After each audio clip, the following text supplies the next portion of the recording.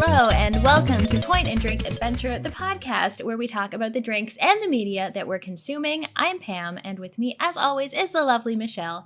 Hello, Hi, Michelle. Pam. How are you? How are you doing? I'm doing good. I love your shirt. I know, right? Isn't this fabulous? I love It's Star great. Trek. You just were in the set of Star Trek. Yes, this weekend, or this week? Yeah. Me and my partner went over to like Saratoga Springs area, and my Trek bestie told me about there's this like set reconstruction of the original series in New York. And I'm like, is it New York City? Because I'm not going to go to New York City. And he's like, no, it's in Ticonderoga. And which was like 45 minutes from where I was staying. So I was like, oh. Well, I have to go.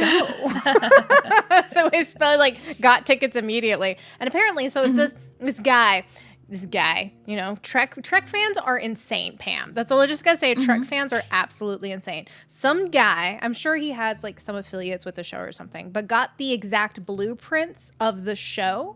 And so then he recreated all of the sets and has a lot of like Trek memorabilia and on-screen like stuff from in the show in there, but it's all reconstruction redone of the sets, and you can walk through it and stand on the things and all the things, and well, you can't touch most of it, but it was really cool because the sets are ridiculous and as colorful as you think they are, and it was a great time. It was totally worth it. It was like $25. So It's not that expensive, and you just walk through the sets. It's about an hour, and I argued with our tour guide about what's the best video game of all time. So you cannot lose. Wow. He thought it was Oblivion, and I was like, Oblivion? I was like, excuse me, sir, that's not true. And he's like, he stopped and looked at me. He's like, what do you mean? What? And then I was like, so what's the best version then? Is it the original or is it the new remaster that was released this last year? And he just stepped back even further and goes, what is your favorite video game? So I told him Tactics, obviously. Yeah. But yeah, so we argued about that. But it was fun.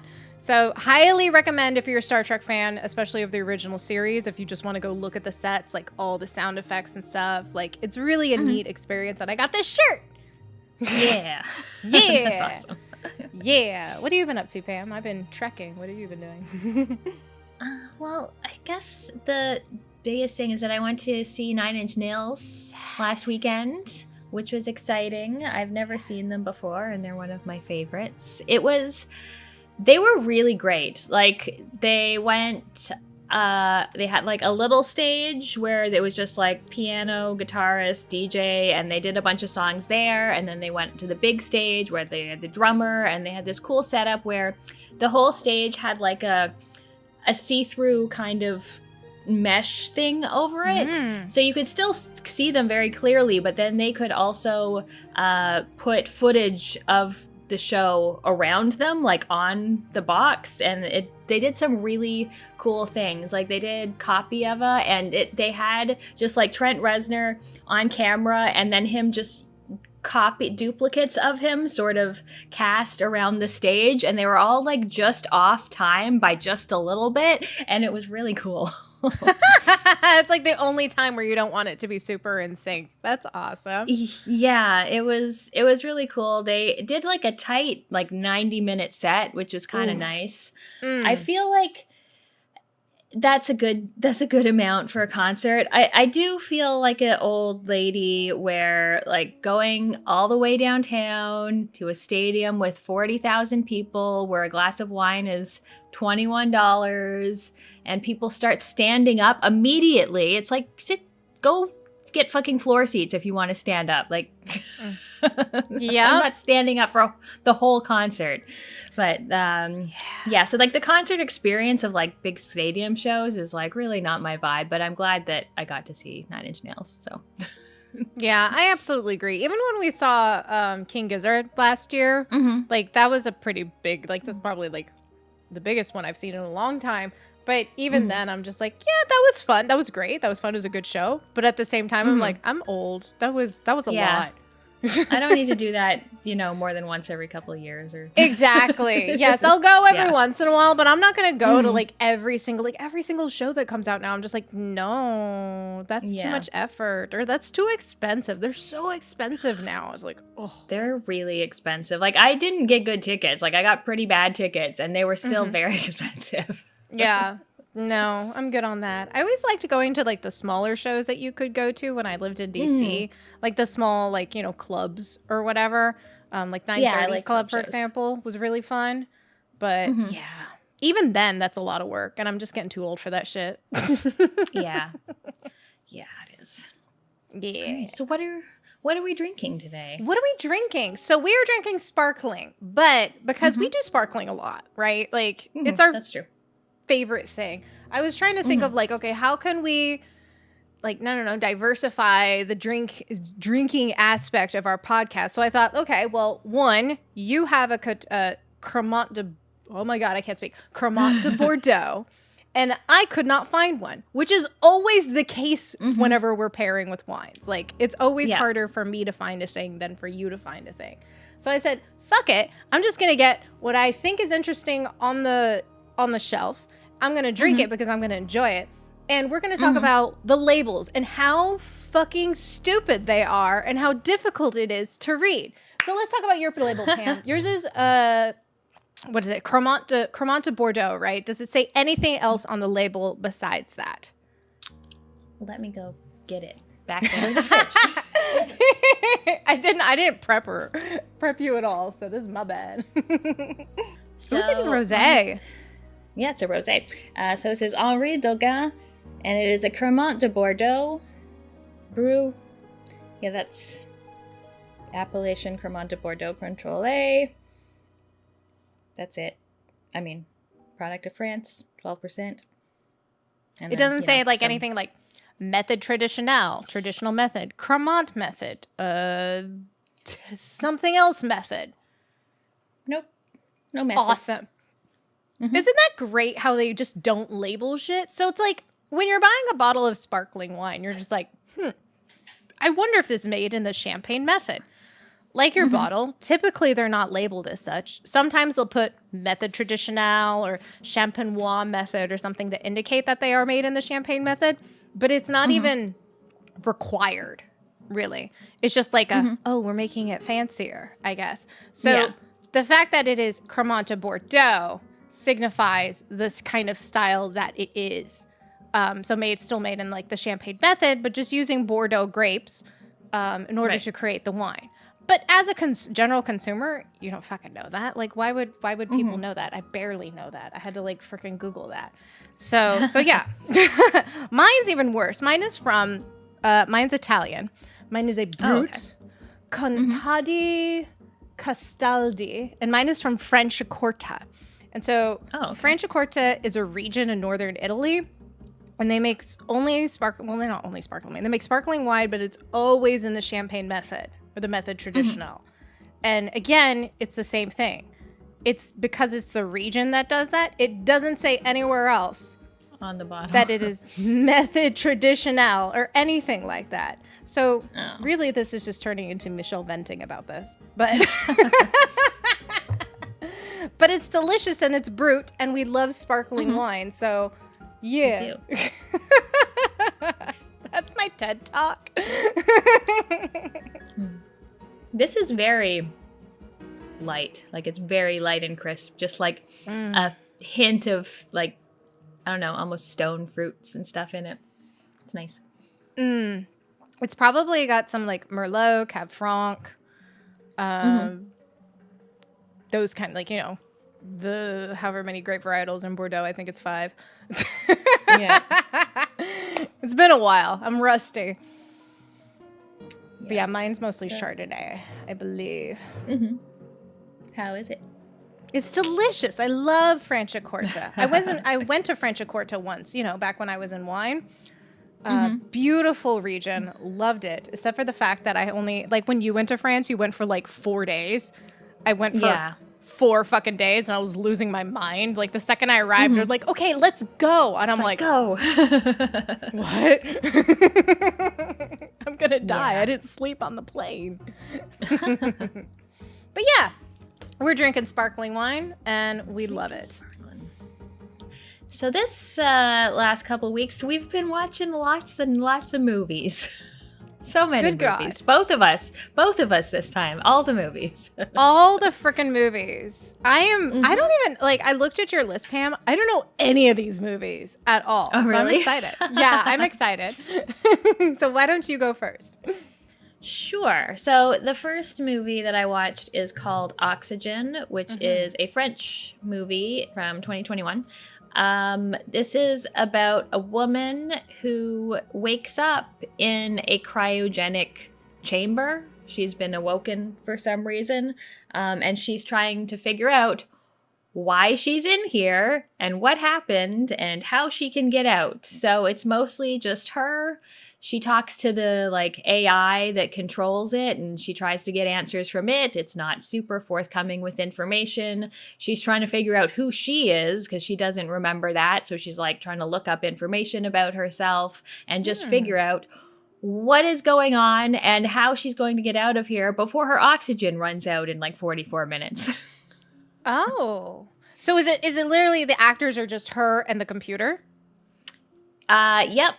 There's some little flashback scenes where there's some other actors in them, but yeah, for the most part, it's just her, and the computer's just a voice. It doesn't really do anything, and she's just in a box. So it was very similar to that Buried, I think it's called, with Ryan. Oh, Reynolds. Ryan Gosling, or not Gosling. Reynolds. Yeah, Reynolds. Similar, just a very enclosed space. But I thought it was really good. It was very well done. I liked the sort of sci-fi concepts that were talked about. She sort of goes from I must be in a medical thing because I'm in cryogenic, and she sort of goes off from there, figuring out who she is and what's happening and what her life was before. And I thought it was very well done and just a nice, tight thriller. Is it the runtime is the live time? She has 45 minutes, there's 45 minutes left of the movie kind of deal. You know what I mean? No, the timing is definitely not real time. Okay. Yeah, definitely does that thing where it's okay, 30 seconds left, and it's 5 minutes later, okay, come on, guys, you know how time works, right? No, of course not. We are in a movie. We don't know what time works. It's fine. But you recommend it? It's good? I do recommend it. Yes, it was very good. It's nice. Directed by Alexandre Aja, who did The Hills Have Eyes. Oh, the wow. Remake. Interesting. Yeah. One of the few horror movies I've seen. More recent horror movies I've seen. Oh my gosh. What have you watched? So I was hanging out with my dad, and he's always on a struggle to find movies to watch because he loves watching movies. And Predator 2 came on, and I was I don't think I've ever seen Predator 2. Obviously I know Predator 2, but I don't think I've ever seen it in its entirety. Clips, of course, because, exist in the world. So I was yeah, let's watch it. So we sat down and watched Predator 2, which I'm a big fan. I know you're not a huge fan of the first one. I'm a big fan of the first one. The second one is, there's a lot of yelling. There's a lot of stressed out, I don't know. I'm just forget his name. Predator 2. Yeah, we're doing this.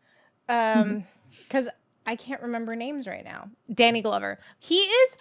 Love Danny Glover to death. He pretty much plays the same guy as in Lethal Weapon, only he's just very stressed out and screaming all the time. He's just an old man sweating because it's hot and it's LA. So Predator 2 is set in LA and the 80s? Early 90s? Early 90s. It's after obviously after Arnold Schwarzenegger gets out of the jungle. And it's a hot summer, and Danny Glover is a cop, and he's just being a cop in LA when LA is freaking insane and crime is rampant, and the predators are there to hang out, kill and hunt. And so he figures out that he's going after a predator, sort of, and Yeah, that's pretty much the movie. He's a cop after the predators. And it's just him screaming the whole time, stressed out and being a cop. And it is Bill Paxton is in it as well. Oh, he plays like sort of his new partner, kind of, with his group, his little like cop group. And it is fun. Yeah. Fun in a sense that it's ridiculous. It's absolutely way more ridiculous than the first one. The tone is very different. It's much more, I mean, it's trying to be serious, but it's much more actiony. Not actiony in the sense, it's not as machismo. It's definitely not as machismo. Yeah. And it's much more gritty. And surprisingly, I was surprised how gory it was with some of the scenes. So I had fun. It was a great time. Nice. So does it skip the horror aspect and just goes all action? Yeah. There's no horror. There's no horror. Yeah. No, not at all. It's the Danny Glover takes out any horror aspect of it whatsoever. Him just trudging around in his big suit, sweating his ass off. Shit. Yeah, he's too old for this shit. I was waiting. I'm like, he's gonna say it. He's gotta say it. Like, come on. He's doing the moves. So, yeah, he's great. What else have you watched, Pam? So I watched Bones and All. This is another fairly new one directed by Luca Guadagnino, who did Challengers and the Suspiria remake. Oh, yeah. That other one that I haven't seen yet, Call Me By Your Name, which I've watched that. I haven't seen that one.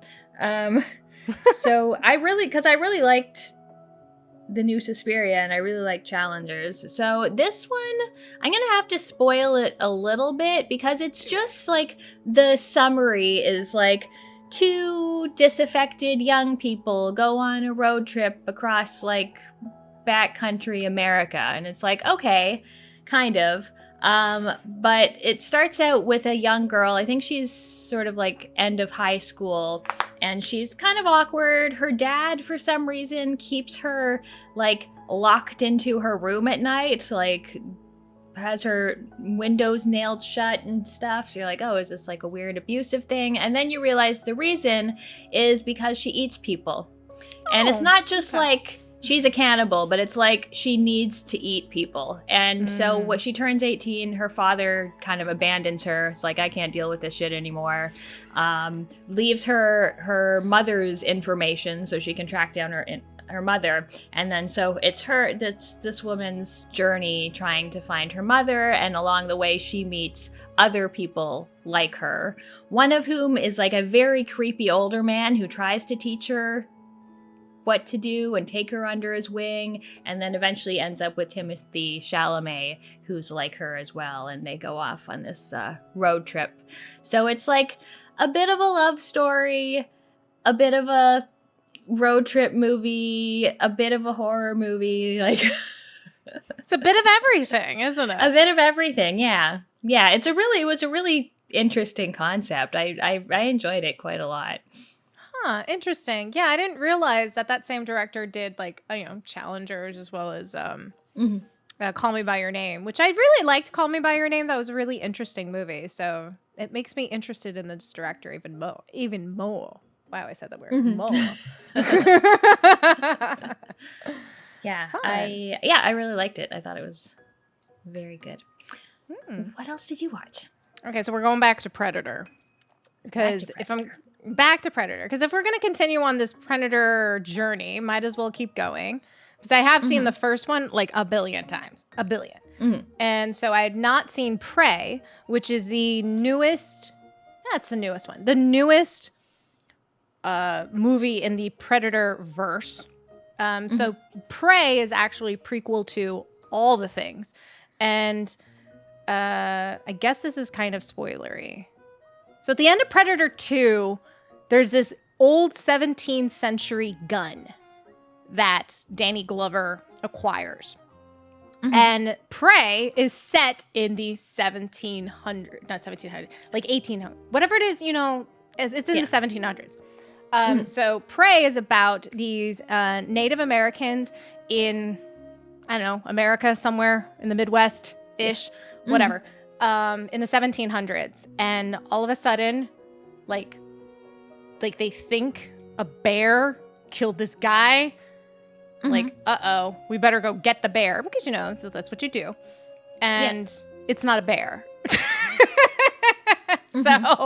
So yeah, it's about this young girl who is really trying to fight against the stereotypical role that she is supposed to take in her community. She's a woman. She's supposed to be like, you know, grinding corn or whatever it is and cooking for the mans. She wants to become a hunter. So she goes off with her brother and the group in order to hunt. She practices all the time. She wants to be better. She wants to be she wants to be strong. And so the story is about her and her group of hunter boys fighting against the predator in the 1700s. And I really enjoyed the movie. It had a lot of great action sequences. The predators were much more low tech because obviously it's a prequel. They're not sure what's to do with these kids. And it was very smart in that sense. The only thing that took me out of the movie was the dialogue. Like the people, not that they needed accents. They were cast. They were Native American actors who were cast Native American roles. I love that. But the dialogue, they're like almost like they're gonna say things from like the 20th century. You know what I mean? Just like, you know, like they're just talking just way like too modern, yeah. Like a little bit in the dialogue that I'm just like, you don't talk like that. Come on. Like, not that I'm expecting old English here or even in Comanche. No. I don't want that. Nobody wants that. But like, you're just like, they almost want to say cool at one point. You know what I mean? Like, I don't think they do, but it's that kind of thing. So I really enjoyed it. Really great movie. But yeah, there's just the dialogue was just a little off for me. Just a little off. Yeah. Yeah. But it was good. I enjoyed it. It's fun. Awesome. Yeah, I've heard good things about that one. Did they make a sequel to that as well, or was it just the one? I think maybe just the one for now. That one was in 2022, so there might be a sequel on the way. I wouldn't be surprised. I mean, let's go. Let's just make one in every century. Yeah. I love it. There's so much Predator crap out there, Predator versus Alien stuff, and then this is like based off of some like comic or something. Obviously some are all based off comics, but like so many different little things. Just too much. What else have you been watching? So the next movie I watched is a very dumb movie called Circle. Okay. It's very low budget. It all takes place like in a room. 100 people wake up. They almost look like they're on the set of The Weakest Link, kind of. It's kind of like The Weakest Link, actually. But these 100 people, they're in this circle. They're all on their own spot. They can't move. And every 2 minutes, someone is killed. And they realize that they're actually voting silently for who's going to get killed. So it's just about these people talking, trying to figure out where they are, if they've been abducted by aliens or some government or like who the hell knows where they are, realizing that this is happening. And then as my friend Sarah, I think in her review, she was like, ethics for idiots. So it's basically the people being like, oh, well, there's a child and a pregnant woman here. So half of the people are like, we have to protect them. And the other people are like, why? I want to live. Like, so talking about that, getting to know people, some people's like let out their homophobia or their racism, and they usually get bumped off pretty quickly. So it's just the movie as it counts down to the final survivor and how that goes. And it's dumb. It's dumb movie. It's dumb. Was it a fun dumb though, at least, or was it just dumb? I mean, it was occasionally fun. Like sometimes some of the little conversations or like some of the people who are just assholes where we're like, yeah, die. But that's Pam. Pam's in this situation goes, yes. Yeah. Ridiculous. It was a very silly movie. We gotta love a silly movie every once in a while. We gotta enjoy it. What else have you watched? So now we're gonna get into the documentary era. I'm in my documentary era now. Music documentary specifically. So I watched Becoming Led Zeppelin, which is on Netflix. And apparently, yeah. See, I looked for it and I was like, where can I watch this in Canada? And it's like Netflix. I go on Netflix. There's no Becoming Led Zeppelin. Oh. Yeah. Well, that's a bummer. Yeah, it was. I was going to watch it. Oh. Well, because Pam also loves Led Zeppelin as well, as much as I do. So yeah, Led Zeppelin, I guess it's the first, like, not certified, we'll call it certified documentary by the group, because and they really pushed for this, and you can really tell within the documentary they just wanted it to be about the music, nothing else. So about their origins, about how they all met, about like them making their first couple tours in the US and how they sort of grew, like figured out their style and how they all played together and how quickly it really just exploded for them. So I really like that aspect about it, because there was no, like, you know, some documentaries give you like weird drama for no reason. You're just creating drama to create drama. There was none of that in here. Oh, that's nice. It was really nice. And honestly, the best parts is whenever they just sat there for a second and you just watched them play. Like they had some great footage. Some obviously very well remastered, and a lot that I've not seen before of them playing, and it was great. The music was obviously the music is excellent, and they go into the stories about how how they sort of evolved together in their songwriting, and how much musicianship went into the albums and like from themselves. And so I really enjoyed it. I love the musical aspect of it. I did think it was a wee bit long, it just felt like it dragged on a bit towards the end. I'm like, you got to your resolution. We're here in the tour. Like, we don't, like, it's obviously not about the entire life of Led Zeppelin. So I did feel it was a wee bit long, and Jimmy Page probably just went on a little bit too long about himself, but it's fine. John Paul Jones is still my favorite. He's so cute. He's so cute as an old man. He's a cute old man. I just remember with his like He-Man haircut. It's so bad. It's so bad. I love it. What is that? Oh my god. They even had a bunch of like not heard before interviews with John Bonham, which were really, it was like, they incorporated it really well into the documentary. So really enjoyed it. Great little watch, especially if you love Led Zeppelin, which obviously we do. Awesome. Well, I'll watch it sometime when it comes to some place, or when I download it. We'll get it to you, Pam. Don't worry. Yeah. What else did you watch?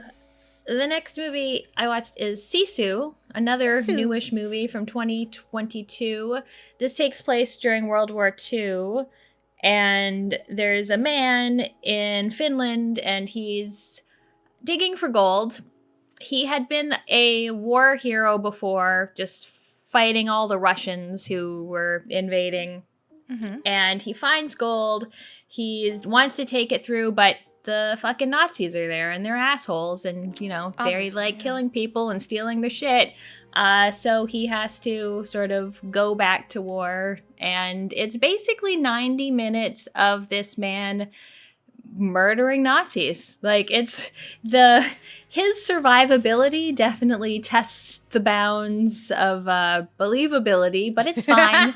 But it's just like hitting people with landmines and getting hung like by his neck, but somehow surviving, and coming up and like going down deep in the water and like cutting people's throats and using the oxygen from their windpipes to survive. And,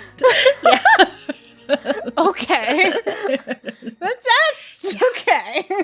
Mhm. Sure. It's a very like exciting, well shot movie. Like it's quite gorgeous, just all the like landscapes of Finland, and yeah, just like 90 minutes of murdering Nazis, which is good. It's Dylan and I were watching it, and he was like, "This we should have watched this after Come and See." As I was gonna ask you, I was like, so how did you feel about watching this after watching Come and See last time? Yeah. Mm-hmm. It was like a nice sort of catharsis after that. So yeah, it was very good. It's very, apparently they're making a sequel. I just saw that, and it's like, I don't know if that's necessary, but also whatever. Go forth, murder more Nazis. Go do it. Like Sisu. Okay, I'm gonna highlight that one because that sounds fun. That sounds like something my dad would really enjoy because he loves like, you know, killing Nazi movies.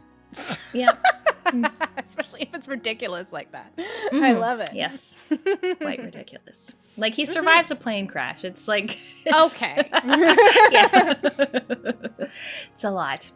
Yeah. What else? What other music documentaries have you been watching?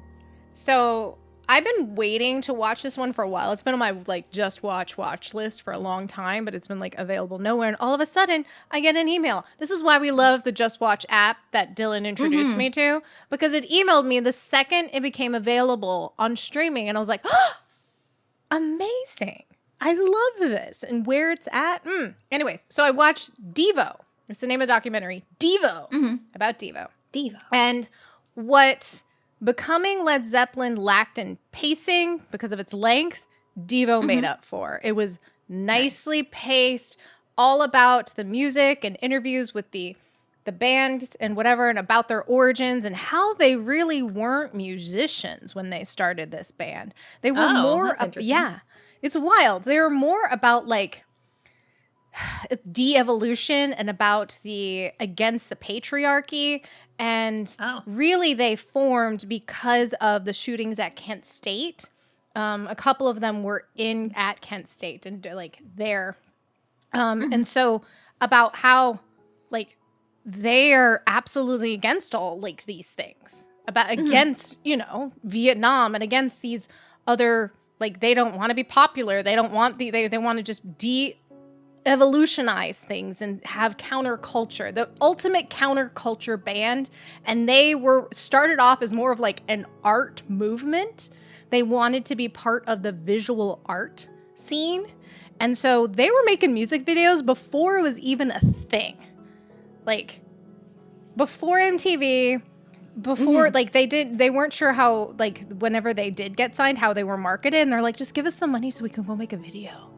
And it's like, for what? Like, they're like, and we don't know how when people would see it, we just wanted to do it. And I was like, you guys are genius.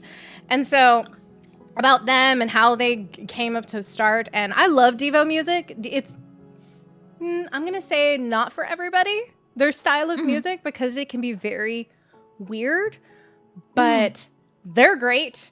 And they've also made video game music. They made the Sims music. I think Ratchet and Clank. Like, oh, wow. Yeah, a bunch. Mark's mother's, but not gonna get it right. It's fine. But he started a little like music production company after DEVO sort of like, you know, just like fell off after a while. They were like, okay, we're done here. And then he just started making soundtracks for movies, video games, all sorts of stuff. So we love DEVO. We are DEVO. I liked it better than becoming Led Zeppelin as a documentary. I thought it was just better made and gave me more interest into the scene and what they were about. So, yeah. Nice. Love DEVO. Should we listen to DEVO, Pam? Do you listen to DEVO? I don't know. I'm very, like, other than, like, the few sort of singles that I don't know much of their music, honestly. They're fun. You know, they were really big with the skater scene. Skaters really gravitated toward them. Yeah, especially in like in the 80s and such. Oh. One of my friends is in a DEVO cover band. Ooh. But I haven't seen them play, so.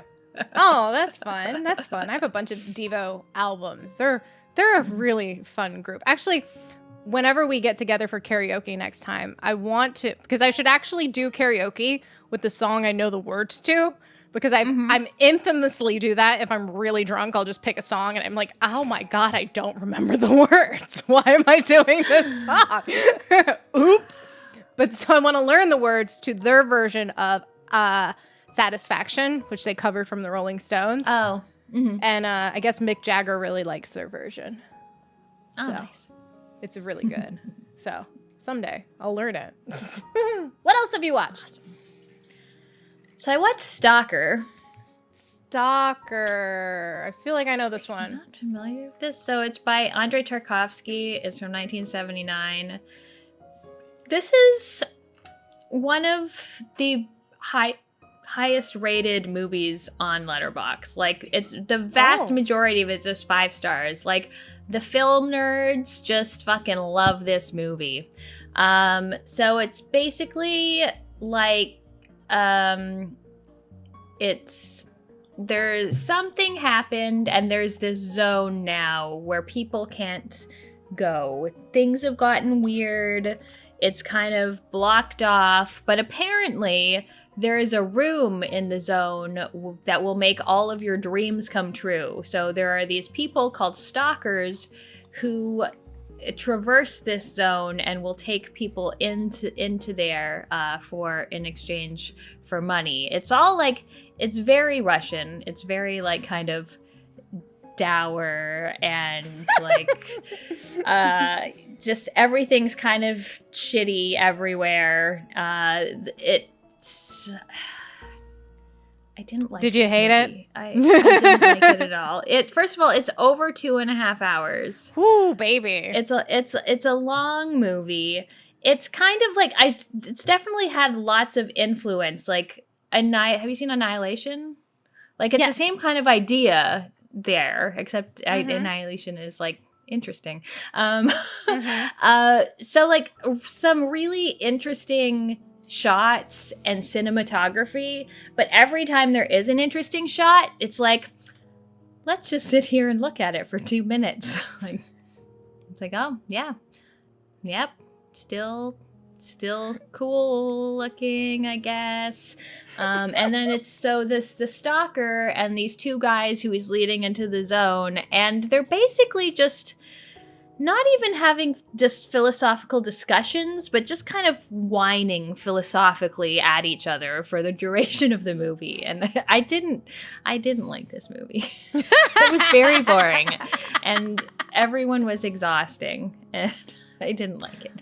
I feel that way about like Citizen Kane and it being considered the greatest movie of all time. Like I feel like this would be the same as that. So just like I'm not into it. Like, again, some very cool cinematography in that, but like kind of boring overall. Yeah. Like it kind of sucks. Yeah. It doesn't hold up well, in my opinion.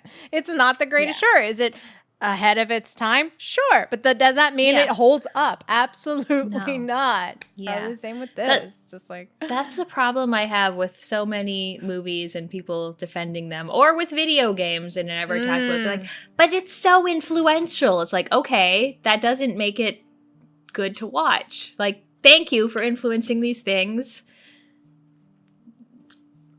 That has nothing to do with the viewing experience. Yep. 1000% agree. Absolutely. Yeah, I understand where it sits in our history, but that doesn't mean I'm going to enjoy it now. So yeah, I love that. Good job, Pam. I'm so glad we are against the popular vote. Yeah. Well, good. What else have you watched? Well, you complain that you're... Oh, Lily! Oh, look at her little tushy. Trying to bother her dad. Daddy. She goes, what? Well,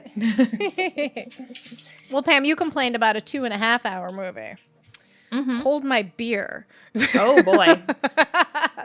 So, it was last week. Last week, I went with my dad to go to Gettysburg and a couple forts in the area because my dad wanted to go some forts or whatever.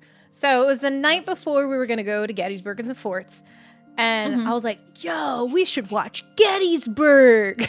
Oh, it was your idea. Okay. Yeah, it was mine. My always has the DVD on like the couch. You know, he's got a stack of DVDs. He's just like working his way through. And I swear to God, this DVD's been sitting there for months. And so I was like, yeah, let's put it on. So we put it on like as I'm making dinner. And it was over at like, I swear to God, 10 o'clock at night. This is a 4.5 hour movie. That's We watch, it's a lot. We watched the director's cut. Granted, the theatrical release is like, I don't know, over 2 hours-ish, whatever. We watched the director's cut because So it's double the length? Yeah, and you can really tell too. It's like what they added is mostly like inspirational talks, you know, just boring. Yeah, you can tell too, like whenever they added them, because I'm like, I just want to get to the strategic and the battle and how they like figured that stuff out rather than these like inspirational talks and under a tree with some guy for like 20 minutes. And I'm like, yo, we could have cut this down to like 10 easily, which I'm sure they did in the theatrical release. But the Blu-ray that my dad had only had the director's cut. So I didn't have an option. So I watched all of it. And let me tell you, is it a good movie? Not really. It's... No. And I watched all of it in one sitting, too. This is insane. It is very historically accurate in terms of, like, how the battle played out and the characters and such. And, oh my God, Sam Elliott is a snack and a half. Oh my God. He plays this Kentucky... He plays a Union colonel or general. I forget which. And his role is at the start of the battle. His character is from Kentucky, because I'm sitting here thinking, why is he playing a Union officer and he has the biggest Texas accent I've ever heard in my freaking life? It made sense because the guy is actually from Kentucky and he still fought for the Union, for the North. Anywho, Sam Elliott looks great. I love Sam Elliott. I love Sam Elliott. I even stayed. So there is, when we went to Gettysburg, we stayed at the Cashtown Inn, which is a very famous little inn that is from Gettysburg. The Confederate soldiers marched through Cashtown to get to Gettysburg, and they stayed at the inn. Some of them stayed at the inn. Whenever they were filming the movie, Sam Elliott stayed at Cashtown Inn while they were filming. And they have pictures of Sam Elliott in the inn. And I was like, oh. Anywho, not a great movie. The lost cause is very real and alive in the movie, for sure. They really dramatize the, oh my God, General Lee, why? It's like, dude, okay here, kids. Like, we know what this is like, you know, not to get into that whole discussion, but the lost cause is very real in this movie. And you really feel it. So yeah, it's fine. It was fun though, you know, I was out there with my dad, got high. So yeah. Nice. What else did you watch? Hopefully not 4.5 hours long. It's the longest movie I ever sat through in my life. No. The next one I watched is called The Dreamers, which is from 2003 by Bernardo Bertolucci. And this is, I'm not exactly sure the time frame. I was looking up the events, and I think the 50s, but also... because it's like the French Communist Revolution, maybe, but also Vietnam, which I think have like a little tiny overlap, maybe. But so I'm not sure. Maybe the 60s. I don't know when it is. But it's in France, and an American boy goes to France to first of all, get away from the draft because he's going to university. And he loves film. He's like a big film buff, and he goes to the cinema every day, and he meets Eva Green, who is... She's hot. Oh my God, she's so hot. She's so hot. Oh my God. So hot. He meets her, and she is also a big film buff, and so she invites him over, where he meets her twin brother, and Eva Green and her twin brother have a not appropriate sibling twin relationship, but they bring this young American man into their home. Their parents they're just like, goodbye, we're leaving to the country for weeks or months or whatever. So the three of them just hole up in their house, just like drinking their wine and eating food and getting increasingly weirdly sexual about things together. Ew. Yeah, it's and it's all tied back to film. Like they're always like acting out something from a film, like in real life, or like making the other people guess what they're doing. But I thought it was fun. Eva Green is so sexy. Like she looks so good in this movie. I'm half waiting for you to be like, and then they killed them. Like, and then the brother and sister just start killing people because they're weird and sexy and just like have this. I mean, they're always weird and sexy. They don't kill anyone. But yeah, it's just sort of this guy, the American guy kind of going through their weird, spoiled rich kid madness with them before realizing like maybe this is enough. So did Eva Green's sexiness make the movie, or was it? Oh yeah. It was good. No, I enjoyed the movie. I thought it was very entertaining. That's good. I mean, Eva Green is, I swear, she's been the best looking Bond girl, and I don't care. Like in 50 years, she's like been the best looking Bond girl. She is fucking hot with their thick eyeliner and bright green eyes. She's also like naked in this. What? Oh my god. Yeah. Well, now I have to see it at some point just to see naked Eva Green. Oh my god. Yeah. Jealous. It was fun. I liked it. I thought it was a good movie. Even though the kids were somewhat like insufferable, but it was, it was fun. As they usually are. Yeah. Yeah. Damn kids. Yeah. And it was very French. Very French. Yeah. Very, very like French by way of Italian director. Like you can, Nice. Yeah. What else have you watched? So in my since I've pretty much run out of Trek to watch, almost. I still got to watch some animated series stuff because I keep forgetting to watch it. But only left is now just new Trek, like things that haven't been released yet. So watching Strange New World right now as it's getting released, which let's say that's not going as well as hoped. I decided to watch the Orville because I heard so many good things about the Orville and how it's pretty much the best new Trek show, but it's just not Trek.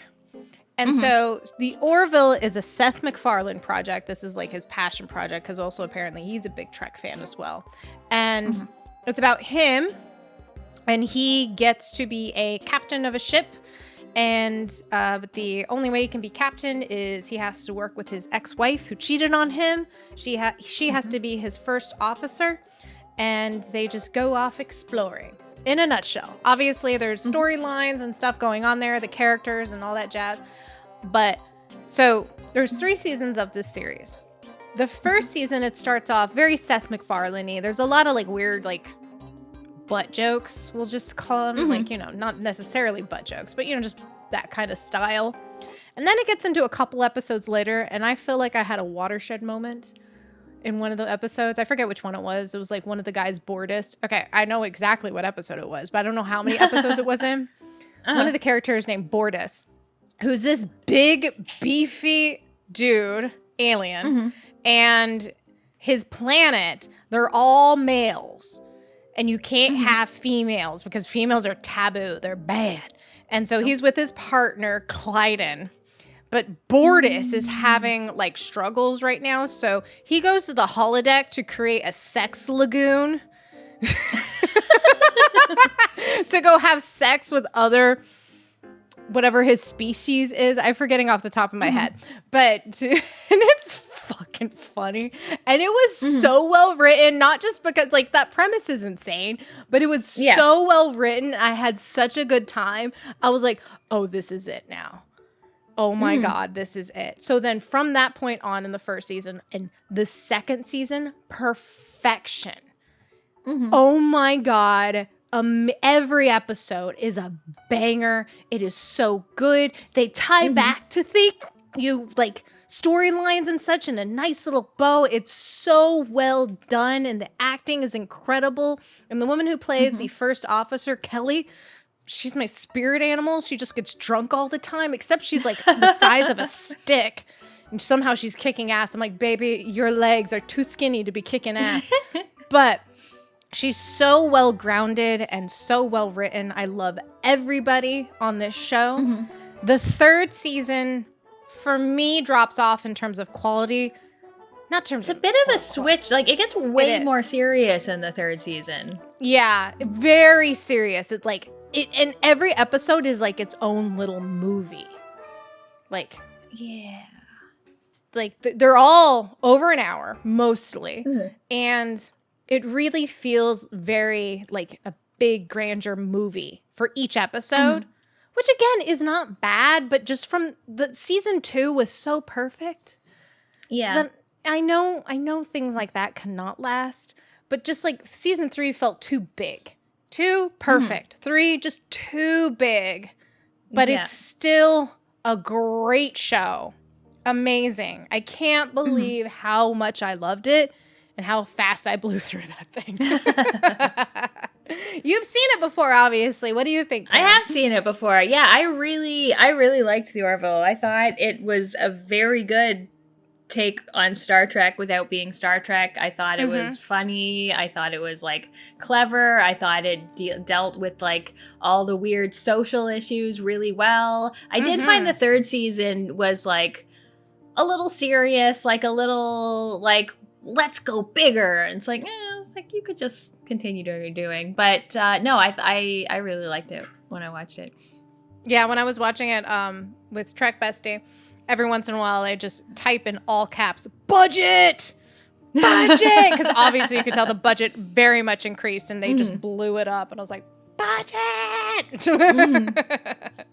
But yeah, loved it. Watch Orville. That's all I say. Yeah.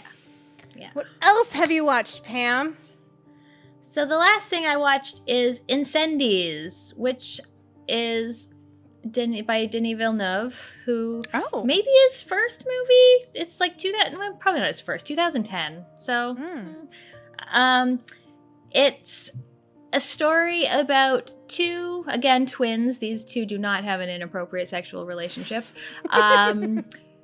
Their mother is from, I'm pretty sure it's a fictional Middle Eastern country, but I know what movie you're talking about. Oh my God, I've heard of this movie. Okay, sorry, continue. Okay. Yeah, so the mother dies, and they're at like the will reading, and during it, she seems very upset. She's like, bury me with no stone, and don't ever talk about me or think about me again, but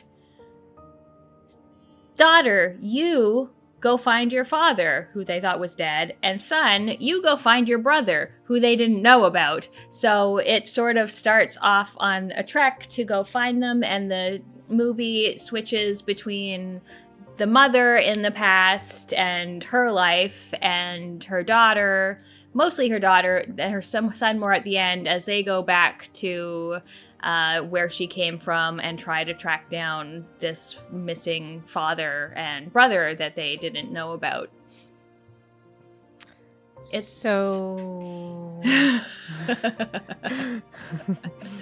I mean, it's a good movie. I mean, Denis Villeneuve makes very good movies. It's very like upsetting in a number of ways in terms of just like what happens to the various characters, especially the mother in the past during its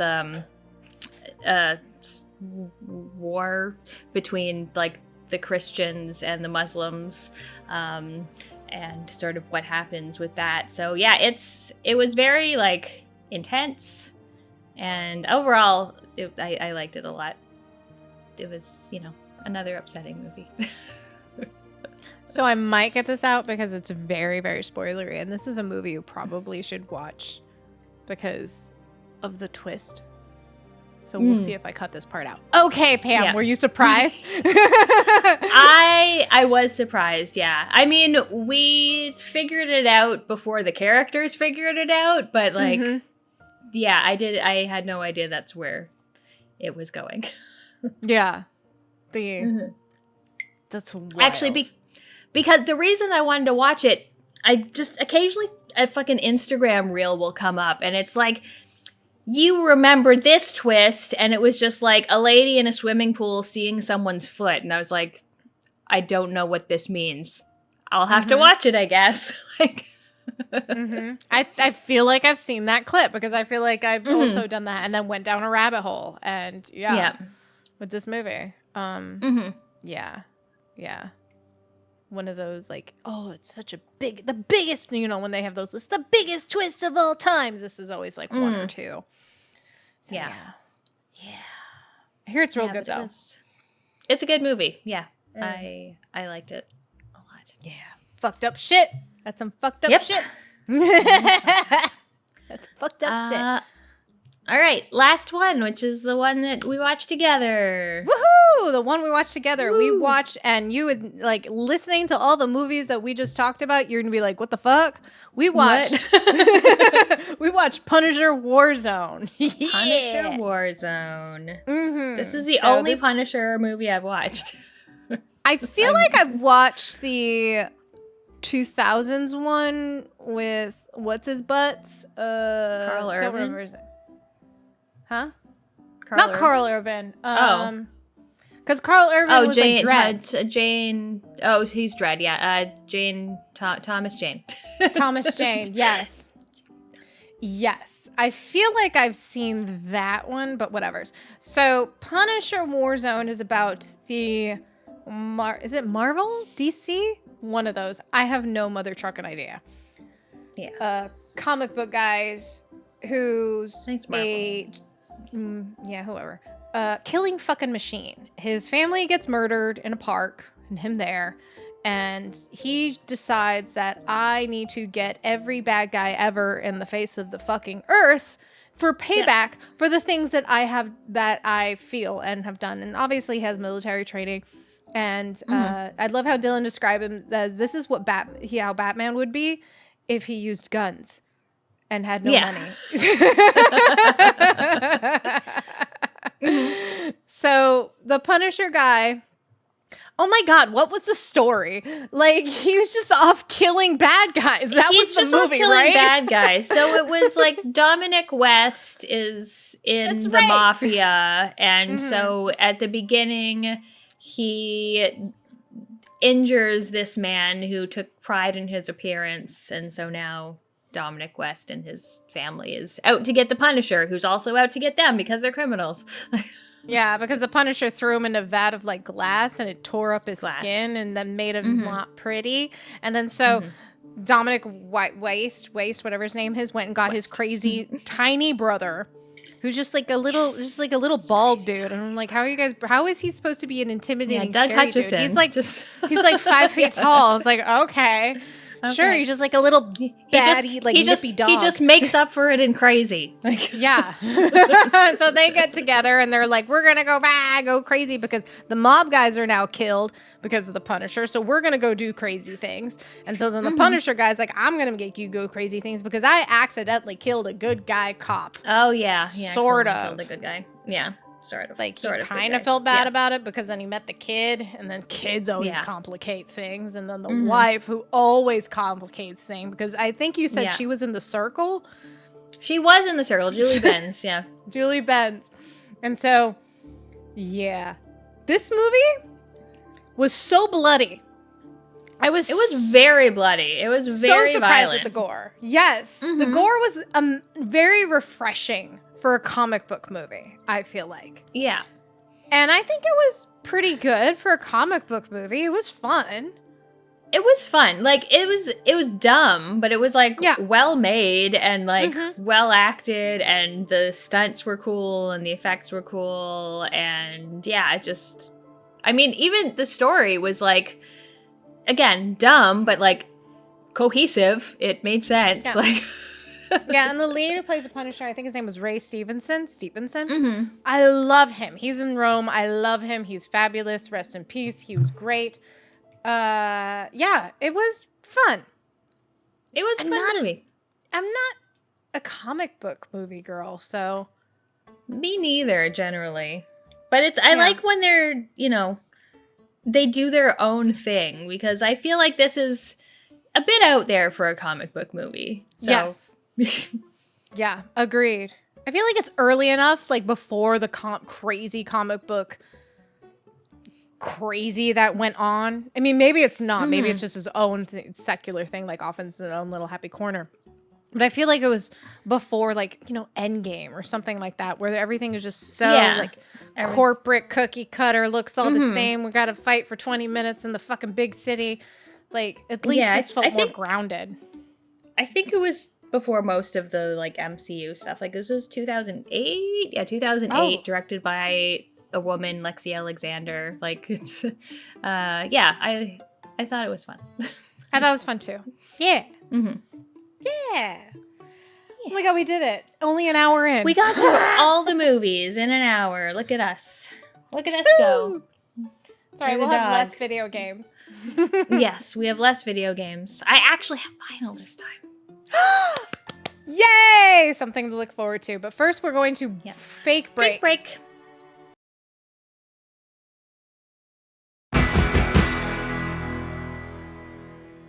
Right, we're back from our break. We have refills, and now we're on to what video games we've been playing lately. Slightly less video games than movies, so this should be a little quicker. You have 4. I have 4, yeah. It's for like the first 2.5 weeks of this month, I had not completed a single video game. So I was like, what am I going to talk about? But I have since completed some video games. Yay! Pam, why don't you go first? Yeah, I'll go first. Maybe I'll leave the shared one till the end. But, so one of the games I played is called Beholder Conductor. This is like the 3rd or 4th game in a series. You're in some kind of like Eastern European authoritarian government. You get a job and you have like very strict quotas to do. People want you to like spy on citizens to see if they're doing anything that's illegal and like file reports on them and things. This one is on a train. So you're a train conductor. So you like spy on people in their compartments. The government every day puts out a new thing, like reading books is illegal. Gathering in the square and crying is illegal. Oh, wow. Singing is That's illegal. specific. Like just bad things. So you have to do this, but then at the same time, someone's on the train and they're working for a anti-authoritarian thing, so you can also choose to help them if you want. But while you're helping them, you still need to not get fired and like sent to the fucking firing range yourself. So it's that kind of balance of doing what the bad people tell you to do and trying to fight against them from within. And I played 2 games in the series before, which I enjoyed. This is the same kind of thing, although I found it got a little more linear. Like I felt like there was a little bit less to do. Maybe it was because of the, very contained train scenario. But it started off pretty fun. And then I felt like as it went on, there was just less and less to actually do to interact with the game. And so much of the time it was just like, you're trying to make money, you're trying to gain authority. So you're just filing reports on people, being like, oh, I saw them smoking, or I saw them eating apples, like Really? Which was a little bit tedious. Yeah. And I played through it. I got the good ending and the bad ending, which took very little difference of what I was doing to actually do. Plus a couple endings where I just failed at my job and they shot me. But I mean, you gotta do that if you're playing a game like this. Like, what happens if I just sit here? I saved. Let's go. Yeah. Oh, I get shot. Cool.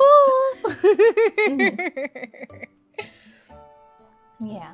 Yeah, I was thinking about playing this game earlier today before the podcast because I saw you had played this and I was like, how long to beat? And I was like, oh, a couple hours. Like, I could do this. I can beat a game in a couple hours. And then you were like, don't. Don't. No, you don't need to do that. Yeah. So it wasn't as good, huh? It just got tedious. Yeah, it just got a little bit tedious. Wasn't as interesting as I was hoping it would be. Oh, that's a shame. But, oh well. At least it was short. It was. Positives. Yeah. What have you played? So I played I was just, doom scrolling Game Pass and I found this game. All right, I'm going to pronounce this wrong. Minami Lane, which is the cover on the picture that they have on the Game Pass is this cute little raccoon going hey in front of this like little cute town. So it's pretty much a cozy game. It's one of those cozy games where you manage a cute little street, little Japanese town. And there are 5 levels that in order to complete the game. It's not very long. And each little level has its own like set of parameters you have to hit. Like you want to appease the elderly demographic to 100% and you want to have like a certain percentage of happy customers or cats or anything like that. Like so each level has different parameters that you have to accomplish. And to build your street, you have, you get money through building like boba tea shops and ramen places, or if you want more pretty shops, you create a spa and those kind of things. Oh, I know, a spa. And the people you're trying to please, it's funny because they're just young and old. That's it. So like the old people, like you can change the recipe in the ramen shop, but in order to do that, you figure out, like at first you don't have this little house that can help you figure out what the old people and or young people like, depending upon what your goal is.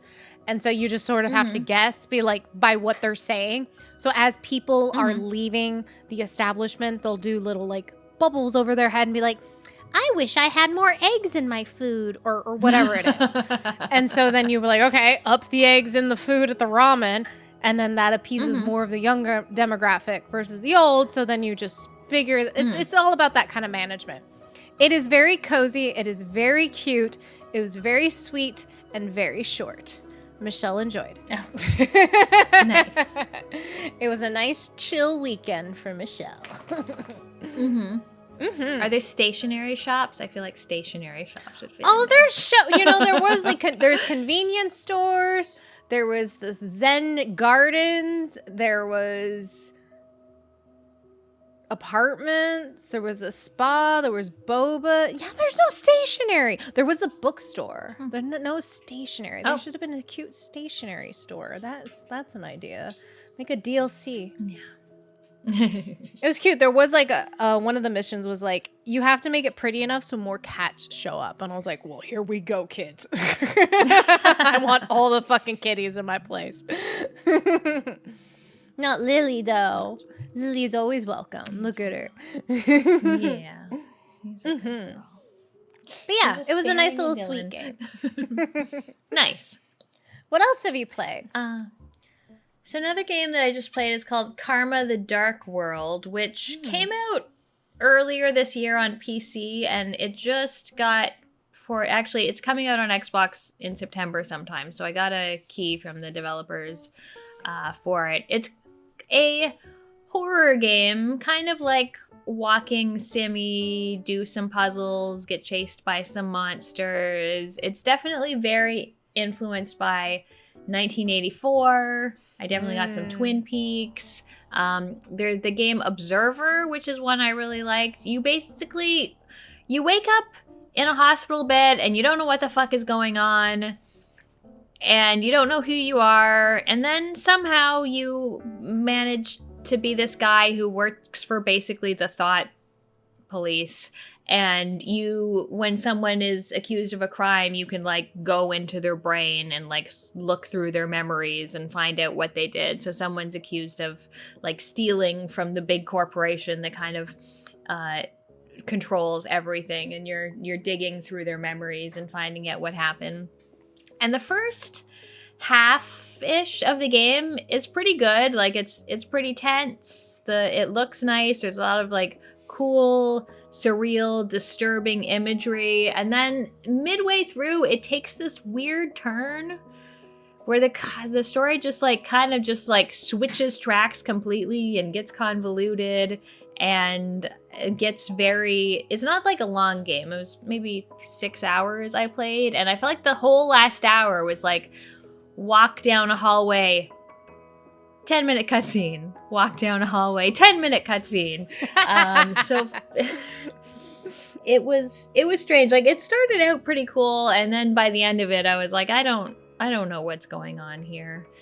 Also, I had some technical issues with it. It has invert Y, which, every game should have. But it not only inverts your look, but if you, like, grab a drawer and you want to pull the drawer out, oh, God, it inverts that, too.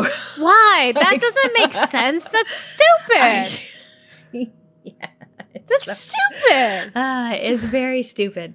So that bothered me.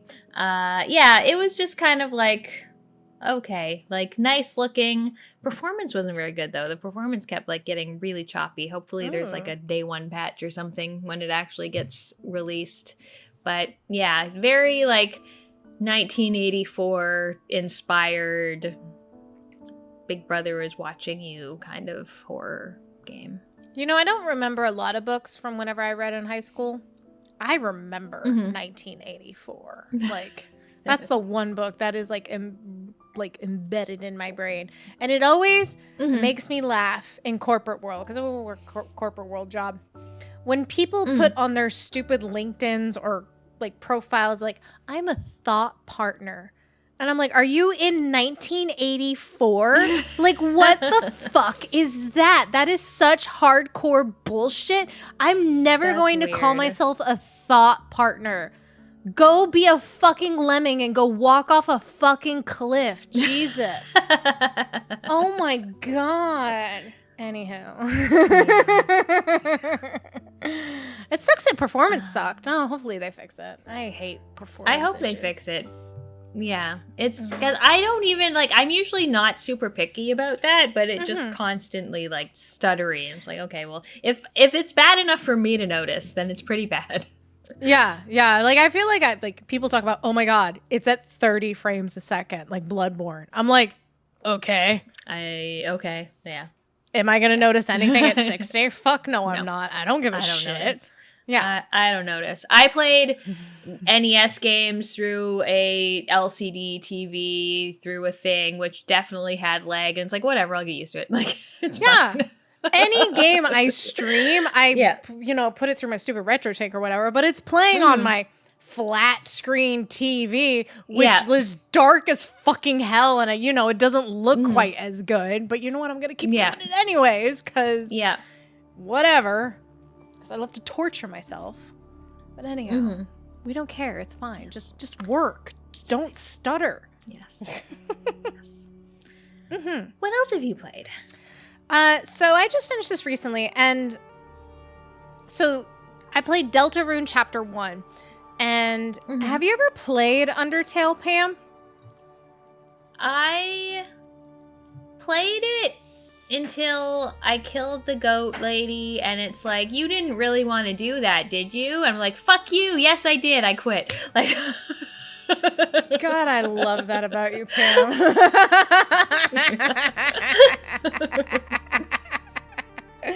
You're like, you can't tell me not to kill things. You can't tell me what to do. Yeah.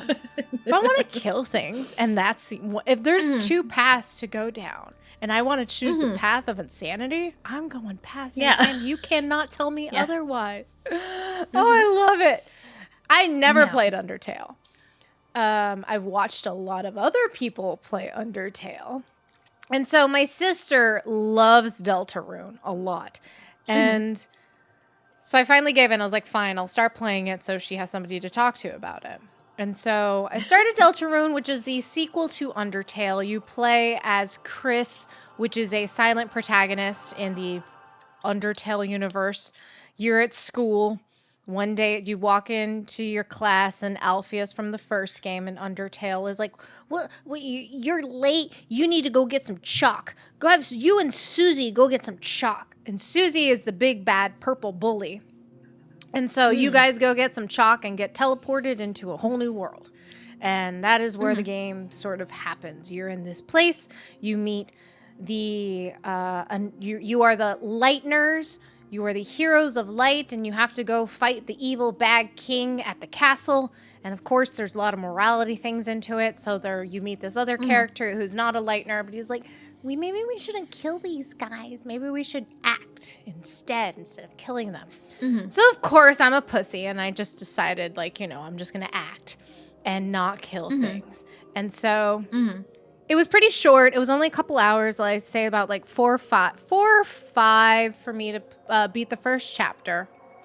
And it was really cute. The characters are really adorable. At times, you're like, this is the most wholesome fucking game I've ever played in my life. And then literally 2 minutes later, it's the darkest horror game I've ever played in my life. So I really like that. It talks the whole fucking time. Yeah. So it is not for the weak of heart in terms of talking, because it is all the fucking time. And the gameplay is very interesting because if you decide not to kill, because that's a choice you can absolutely make, and you choose the path of pacifism, you have to come up with different strategies and such in order to defeat the bosses and such. So there's a lot of bullet hell things, so things flying around at you in order to not get hit. Even as you're walking through the environment, there may be things being shot at you that your little heart glows up, and you have to avoid it because it'll hit your heart and then you get hurt. So things like that. There are save points aplenty. So it's never a moment where you're like, oh my God, I got to go all the way back. No. It's lots of save points. Good dialogue. Really fun characters.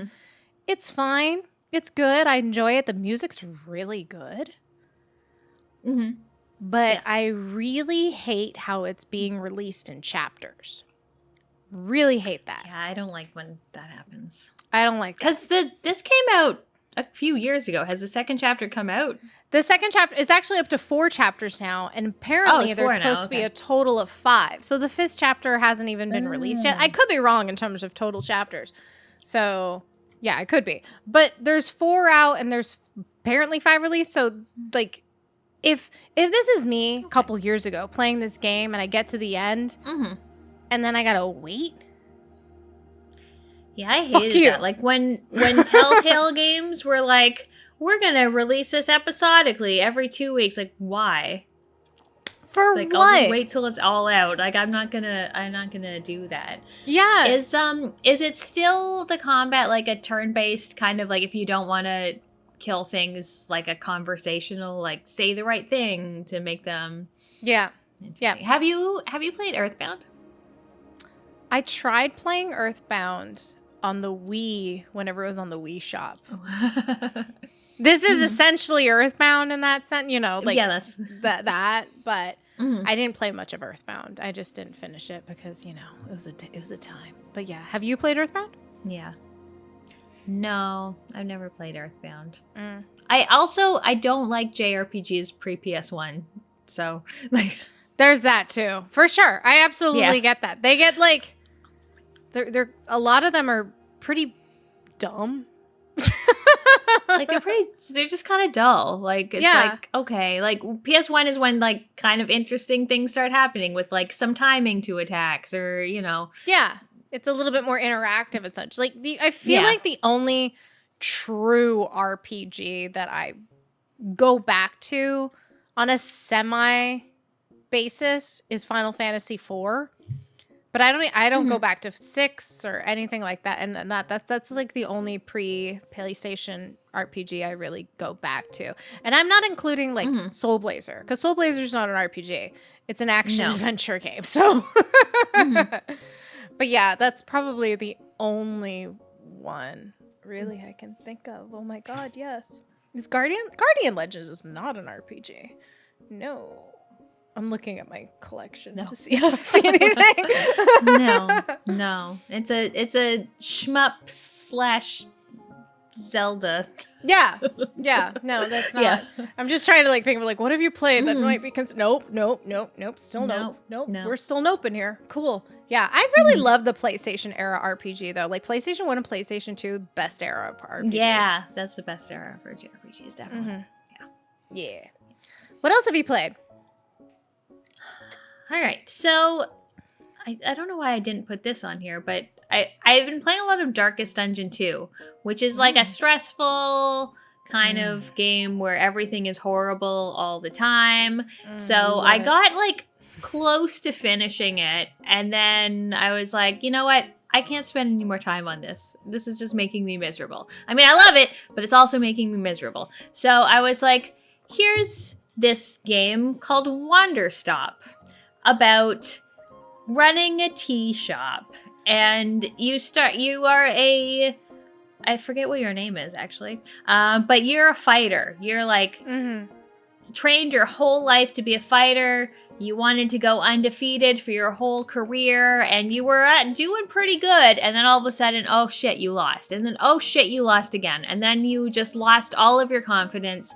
You go through this woods, try to find your old mentor to learn more, and then get to the point where it's just like, I can't even lift my sword. I can't even go any further. I'm so exhausted. You pass out, and this weird large man is like, hey, you seem stressed. Maybe you should just work in my tea shop until you feel better. And depending on what you do, you can be like, no, I'm going back to the forest. Oh, no, I passed out again. Or you can give in and be like, okay, I'll go to your tea shop. So this is like, you know, a bit more of a cozy game. I was honestly expecting, because this is by the guy who made the Stanley Parable, which is like a very interesting meta game. So I was kind of expecting some like weird twist, which never really happened.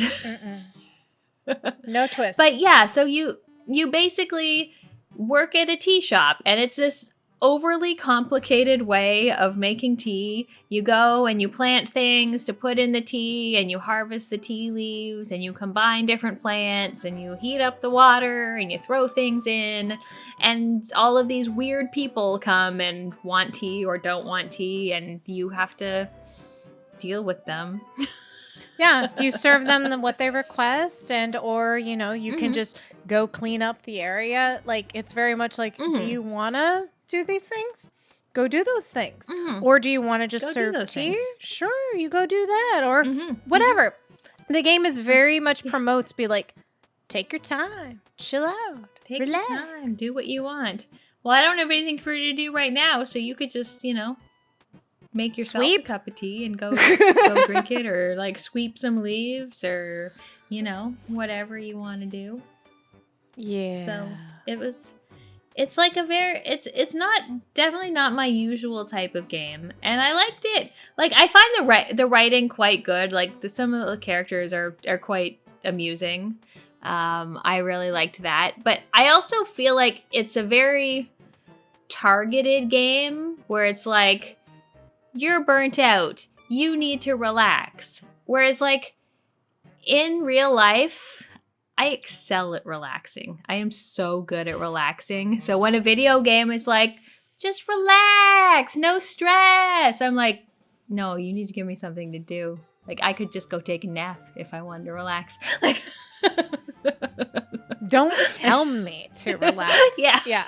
The main character definitely has an existential crisis and is like, I need something to do. And it's like, she has so much trauma in her life that she has pent up, and it kind of got to be a lot, I feel like, in terms of the story. Like it did. I felt like I went into the game because I played this too. I felt like I went into the game thinking this is just going to be a nice, cozy, let's make tea and grow our little tea empire or whatever this is. No, this is about dealing with trauma.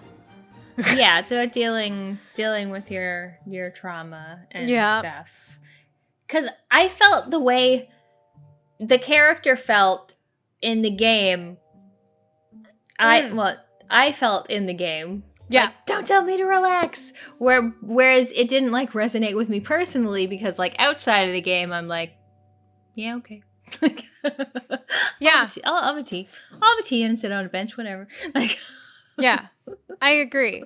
I feel like for me, the best parts of the game was whenever they were like, make me a tea with this, and this. I'm like, all right, let's go. Let's make the tea. Yeah, let's do it. Yeah. I beeline that shit. I was loving that. But when it was like, there's nothing to do. You can do whatever you want. And it was all really on a timer until somebody showed up. So I would just sit there and just hold down to wait till somebody get an exclamation point on top of their head. I'm like, give me something to do. Give me something to do. Give Come me on. something to do. Come on. Yeah, I need a task. I need a task, please. Give me a task. Yeah, that's how I felt. Like, I really liked some of the characters. Like, I liked the Nana or Grandma. Like, I loved her and how she just wanted you to fight with the her merchant grandma. all the time. Yes. Yeah. She was Nana. She was really good. I didn't like when the child came in. I don't like No, and that was like towards the end too. The child was like, nah. It's like, dude, this is the worst character or even out of those. Those businessmen. They also weren't fun. Like, I found like the writing and everything was like, and the characters were way more interesting in the first half of the game, and then the second half when it like we're really getting into her brain now. It's like, okay, like yeah, it sucked. I really like the guy with the mask and his arc. That was I liked his arc a lot. I liked his arc a lot, and I was like, ooh, this is interesting. And then that ended, and it was like, oh, that's it. Okay. Weird. I also liked those weird little, I forget what they're called, like, they look like kind of little, like, penguins, and they would just, little like, birds grab things, and they would, like, steal a package, and you would just shake them until they... And you feed them tea, and they changed colors, yeah. and then they would follow you around. Yes. Yeah, they were super cute. They just sit there and yell at you like a fucking cat. Be like, feed me. I'm like, bitch, I'm not feeding you this tea. Or at some point, whenever you like make tea, you'd have to like make the first half of the tea, empty it out, and then make the second half. So I'd make the first half of the tea, put it down, and then go make the second half. Those little fuckers would drink the fucking tea because I put it down. Like, you assholes. But I love them. Yeah, I liked them. And every time they tried to fly, it was very adorable. But yeah, it was strange. Even the achievements in the game, one would just pop up and I'd be like, what the fuck did I do? I didn't do anything. I'm pretty sure they were, I don't know, time-based or something, because some people be like, yeah. Yeah, I agree. It like started off good and did not end well, I think. Yeah, I felt the same way. Like, it started off, like, it's really cozy is not my type of game, but like for the first like 2 seasons of the game, I was like, oh yeah, this is good. And then it got kind of like overly complex and overly like weighty for me. Yeah, emotionally weighty. Like, we got way too emotional and existential and like dark. And I understand that's the type of game that it was like going for or whatever, but at the same time, I'm like, can I just go make fucking tea? Yeah. I just want to go make tea. Yeah. Let me check off these boxes of everyone who wants the tea, and I give them all their tea, and I can use all the tea, and I can give all my tea to my friend Boro or whatever his name is, and like I can sit and drink my tea and feed my tea to the stupid birds and go weed some fucking vines and get fun cups. Anytime there was an opportunity to get a new fun cup, I'd get the cup every time. Yeah. I like when games have that, like, just sit on a bench and, like, look at the scenery. I'm always like, that's nice. So I did like the parts where you would make your own cup of tea and you would get your own little, like, memory recall of how the tea was going. But, like, a lot of the time it was like, do you want to take pictures and decorate the tea shop? It's like, no, absolutely not. That is the last thing I want to do. The picture aspect of it was so bad. Some people love photo mode in games. This is not a good photo mode. I hate games. See, I love games that use photography as a mechanic, like Fatal Frame, or it's like beyond good and evil. Like, take a picture of these things. Yes, but I do not want to just take pretty screenshots. I'm not interested in that at all. No, me same. Mm-hmm. Whenever that task came up, I literally just went outside and went boop, boop, boop, boop, boop. Yeah. Yeah. Exactly. Yeah. And then they give you more pictures to hang later. I'm like, what am I going to fucking do with this? I already have pictures up and I have no storage. You're going on this wall. Or like you're going on the floor. I don't care. Yeah. I'm throwing it in the tea. I don't like. Seriously, I should have done that. Did you throw it in the tea? I did once accidentally throw my camera in the tea, and it was just like, no, don't do that. And I think it came back in the mail later. Oh, darn. Like, damn it, I got rid of the camera. What do I do? Oh, no. Yeah. Yeah. I was so determined to finish it because you had played it. I was like, I'm finishing it. I don't care. I finished it over a weekend. Oh, my God. Yeah. When you beeline that shit. I saw that you played it for like 10 hours. Because you can, it takes a journey in order to find how many hours you've played a game on Xbox for reals. It does. Yeah. And I was at like 6 and I was like, there's no way I'm playing this for another 4 hours. What the fuck am I going to do? Yeah. But I beelined it. It was fine. So nice. Yeah. Sorry.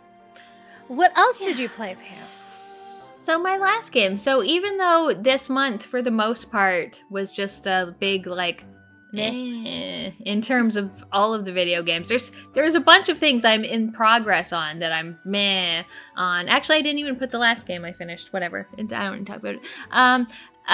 And so finally, I was like, I just made a video talking about 112 Metroidvanias. Let's play a new one. So I started playing Guns of Fury, which is basically like a Metal Slug run and gun Metroidvania. It's got cute pixel art. I don't know what you're doing. You're saving the president, or no, not as the president, like a scientist, and some bad guys are doing shit. And you just go through this world. You explode everything. You shoot things, you shoot barrels, you shoot vehicles, they all explode. Anytime like a bad guy's near a vehicle and you explode it, they explode as well. It's just like a fun time. You have your pistol with your unlimited ammo going boo boo boo boo boo. And then you have your special weapons, which have limited ammo, which you pick up like a Metroid game or something. And it's just like a decent map to explore and backtrack through and get a bunch of upgrades. There's all kinds of food that you can use to heal yourself. So even in boss fights, when you don't want the boss fights to be hard and you don't want to learn them, you can just be like, eat all the food, heal yourself, heal yourself, heal yourself. Nice. Just fucking power through this boss fight. It's nice. Yeah, it was just like a very fun, lightweight, explodey time, and it was exactly what I wanted, and I played through it over like 2 days, and it was just like, yeah, this is what I needed. Not a punishing roguelike, not a tea making simulator, just like a explodey gun game. I want to kill Pam says, yeah. I don't know why. Imagine if it was like that. What was that? Guns, Gore, and Glory, or whatever. Where we played like the Guns, Gore, and Cannoli. Yeah, something like that, or the superhero one that we played that was kind of like Guns, Gore, and Glory. Like that, just explosions all over the place. Exactly, but like just explosions everywhere. Metroidvania versus the hot mess that those were. Yeah, Guns of Fury was. It was very nice. It was like the nice little break that I needed from all of the like games that I played all month. Oh, we gotta have the feels. I don't want the fucking feels. I don't want the feels. Oh, why do I gotta have all these like feelings in video games? I don't want feelings. I want to kill things. Come on. Yeah. Ugh. But yeah, that was the last game I played. But it wasn't, because I just didn't put the last one on. It's okay. You want to save for next time? Sure. Yeah. You're like, yeah. Yeah. Let's get to pickups. Pickups! Hold on, I gotta grab mine. It's behind me. Okay. Because they're... Pam, do you want to go first with your vinyl? Sure. So a while ago now, someone from I Am 8-Bit reached out to me, and they're like, "Hey, are you interested in getting one of our like summer mystery packages?" You got a mystery pack? I did. They had games and they had vinyl. And I was like, sure, I'll take a vinyl mystery pack. And then there were shipping issues. I don't know if it never shipped or got lost in the mail, but whatever. It took 2 months, so I just got it. And they were like, also, if you would like link to this thing, it's like, yeah. So I went to look at it. They're sold out now. So their mystery vinyls are sold out. Sorry, but I Am 8-Bit's good. Like, I ordered my Ori and the Blind Forest and Will o' the Wisp from them. I got like a Turtles in Time. I've gone to Outer Wilds from them. So they got good vinyl. They do. You can't get You can't get the mystery vinyl anymore. But that's okay. I finally have. They have sent me their mystery vinyl package. So I'm excited. What'd you get?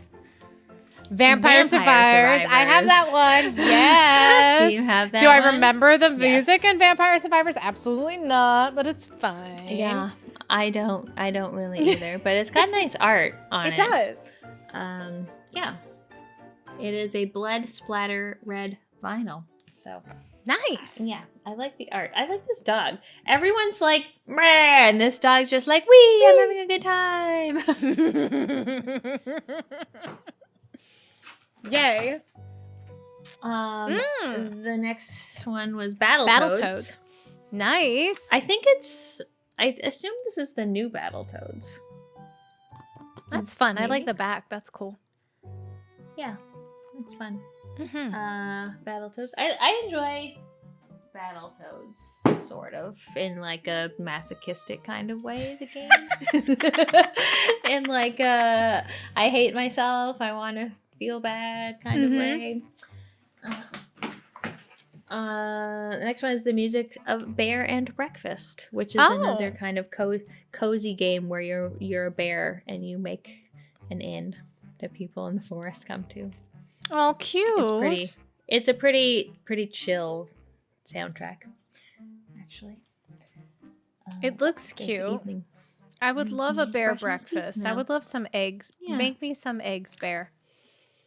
Breakfast, yes. Eggs and Scrapple. Yeah. Oh, the Mario movie. The Mario movie. I haven't seen the Mario movie. Have you? Yeah, I saw it in theater with my sister. Oh, yeah. Is the music good? I don't remember. I don't remember. Even the littlest bit. I remember there's a lot of like typical pop songs interlaced in the movie, you know, like okay. I remember that, but outside of that I don't remember the music at all. I do see Jack Black credited on one song called Peaches. Another Peaches song. Did he really do Peaches? Apparently. He covered Peaches? I mean, I'm offended. Is it? I don't know if it's a cover of Peaches or if it's just like maybe. Wow, there's a lot of vinyl in here. There's 5, yeah, and the last one is a little to the left, which is. Oh my god, you hated this game. It was. You hated this game. Yeah. That's funny. That's so funny. You hated this game so much, and now you have the vinyl. I do. You're never opening that. You never are. Yeah, it was just like sort these things. It's like I have my own shit to sort. Video game.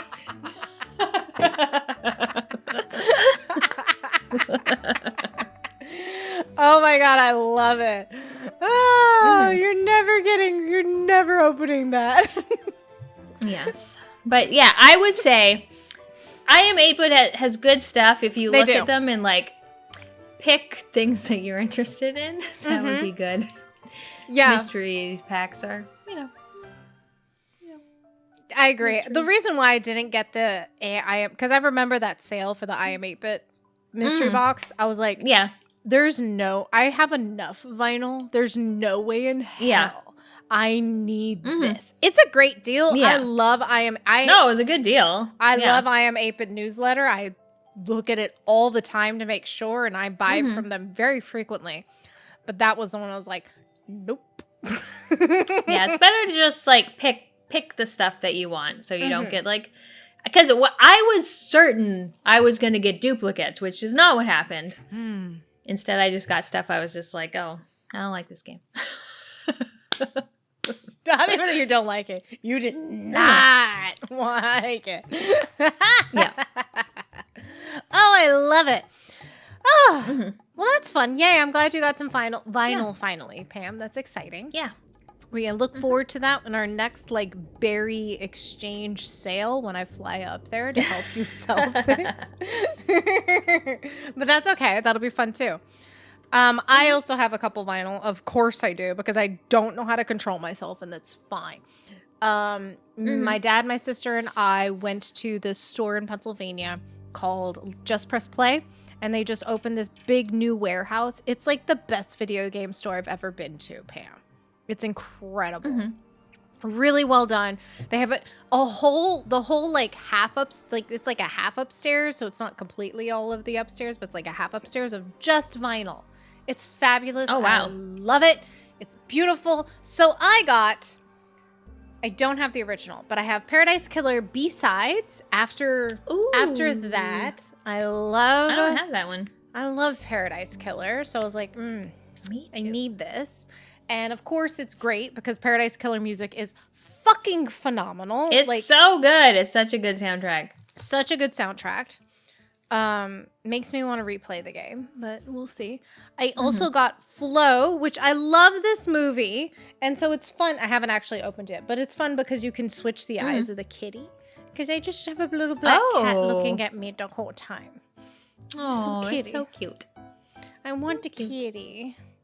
God, I'm going to get a cat. I fucking know it. The next one I got is, so we love Risk of Rain soundtrack.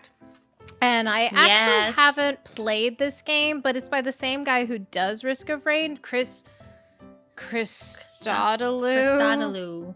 This is Deadbolt, and I love this musical soundtrack. I haven't played Deadbolt. And look at this art. Isn't that really cool? That is cool. What's Deadbolt?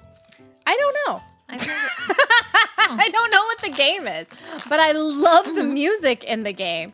And so yeah. One of my favorite tracks is Ashes to Ashes, which is literally on like my YouTube music. It just like cycles through like every like couple songs or whatever because I listen to it that much. It's so good.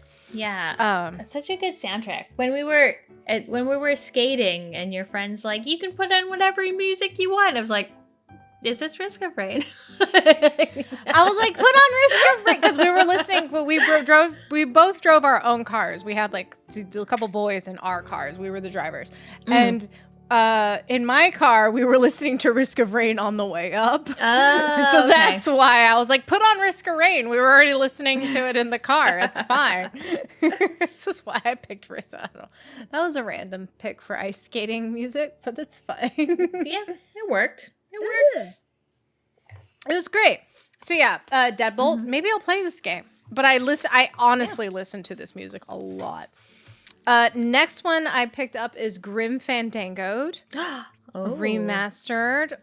So this one was, I looked it up because I was like debating. I was like, do I get this?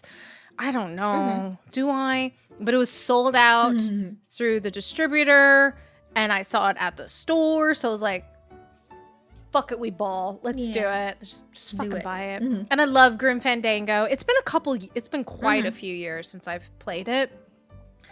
But, it's a great point and click adventure game from LucasArts. Might as well. Yeah. But my biggest gripe.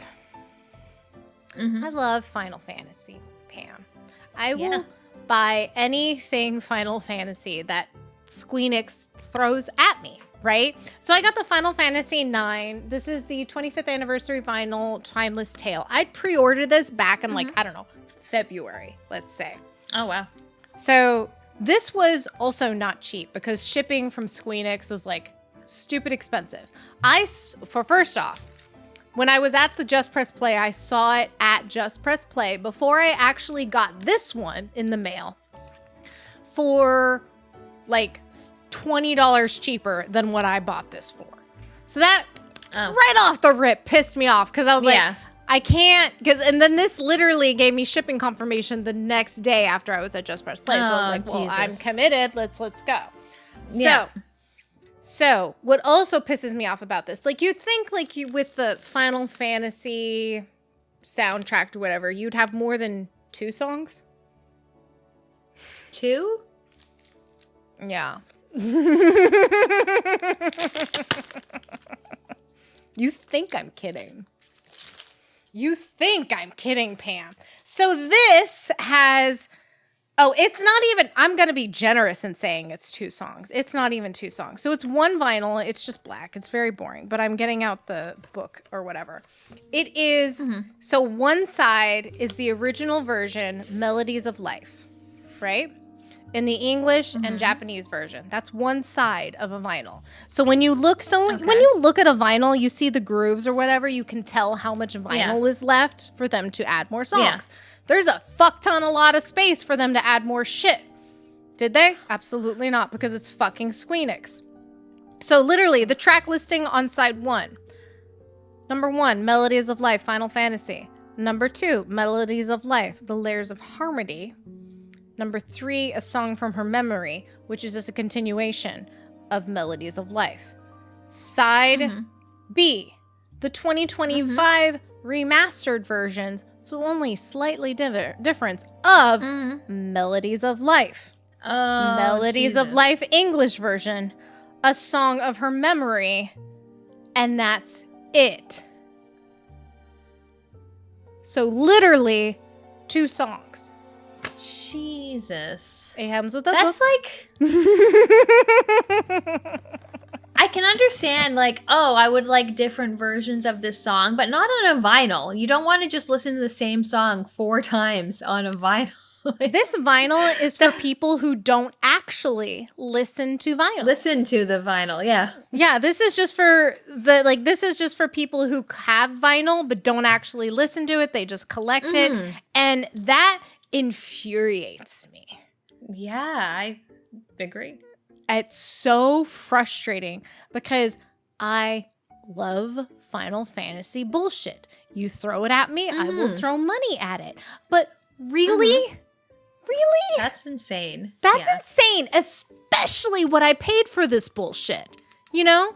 Like this was, I think I paid $80 in total with shipping. Jesus Christ. The shipping was like $30 from fucking Squenix because it's fucking insane. So I'm actually keeping this fucking overcover thing because I'm like, hey, baby, I'm not getting rid of that.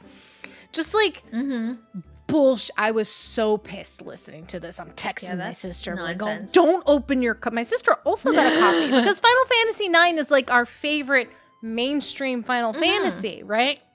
Yeah. I'm like, don't open yours because I opened mine. And one of us has got to keep it a sealed version in case it's worth something someday because there's zero reason to open this motherfucker. Oh, that's so annoying. I hate it. It's I feel stupid. Like when certain companies like, we have fans, we can do whatever the fuck we want. That's Squenix. Hey, you want Final Fantasy IX shit? Oh, we'll give you 2 songs. Motherfuckers. Fucking hate them. Oh, but god damn it, I will buy 5 versions of Final Fantasy Tactics when it's released. Like, I'm such a sucker, Pam. And you know what? It was probably released what the track listing was going to be. Like, it probably was. Blinded me. Don't care. Final Fantasy IX purchase. Let's go. Purchase. Yep. So yeah, I hate Squenix. That might be the name of this episode. I hate Squenix. Yeah, that's nonsense. Yeah. So yeah, that is a podcast. We're only like 2 hours in. We're fine. Everything is fine. We're good. Yeah. Everything's great. Lily's just here like, pet me. I'm petting you. Oh, she wants all the pets. Of course she does. Yeah. Yeah. Thank you for listening. If you'd like to talk to us and complain about Squenix as much as I do, then leave us a comment on the YouTube videos, and we can also join, help a little fan club of how much we hate Squenix, but we'll still buy shit from it because we're horrible people and don't know how to control ourselves. I don't know how to stop this, Pam. But it's fine.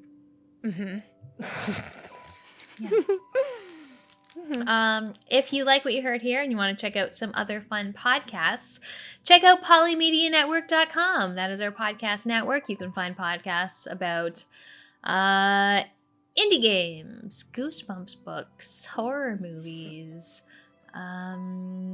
other video game backlogs, tackling them as you go through life, video game stories, SNES Drunk doing baseball announcer impressions, whatever you're into. There's definitely something for you if you're looking for more podcasts to listen to. And we do have a charity stream coming up. This will definitely be released before the charity stream. I will say that. On September 20th, we're having a 24-hour stream. Pam's going to be streaming some stuff in the afternoon. I'm going to do an hour of streaming, and then we're going to be doing a live podcast around 9 Eastern-ish, whatever. I was thinking, wouldn't that be cool if it was episode 50? And it's I don't think we'll get there. I think it'll probably be episode 48. But yep. It's 2 weeks away. That'll be 48. Yeah.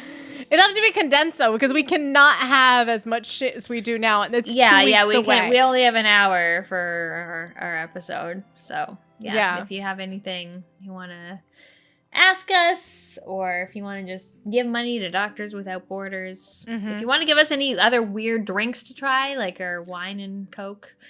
Yeah, give us a suggestion for drinks for our live podcast. Yeah, absolutely. Yeah, we love that. We will absolutely do it. And that is on September 20th. It's a Saturday. Yes. In the evening. We'll be there. I think 11 p.m. We're 11 p.m. Eastern. I think is when we're. Are we that late? Oh. I think we're pretty late. Yeah. Oh. Okay. Yeah. I got to stay up late. That's past my bedtime. Jesus. You gotta stay up late. All right. Well, thank you for listening, and we will see you next time. Bye-bye.